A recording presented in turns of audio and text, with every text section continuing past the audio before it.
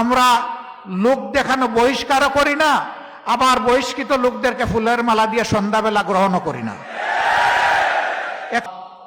মানুষকে চিন্তার চোখ খুলে দিতে হবে যে আপনারা অতীত দেখেছেন, বর্তমান দেখছেন, এর ভিত্তিতে আপনারা আগামীর সিদ্ধান্তটা মেহেরবানি করে নেবেন।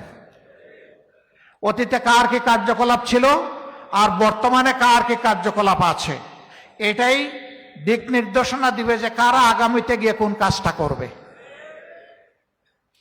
বাংলাদেশ জামাতে ইসলামী অতীতেও সামাজিক অপরাধের সাথে ব্যাপকভাবে সম্পৃক্ত ছিল না। অতীতেও জামাতে ইসলামী চাঁদাবাজি করে নাই, অতীতেও জামাতে ইসলামী দখলদারি করে নাই, এখনো করছে না। এর থেকে জনগণের আস্থা ফিরে এসেছে যে এই দলটার উপর আমরা আস্থা রাখতে পারি।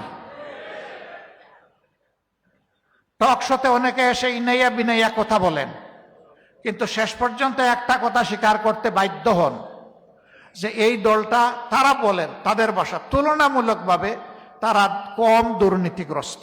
আমি এ কথারও প্রতিবাদ করি, আমরা দুর্নীতিগ্রস্ত দল নই, আমরা কমও নই।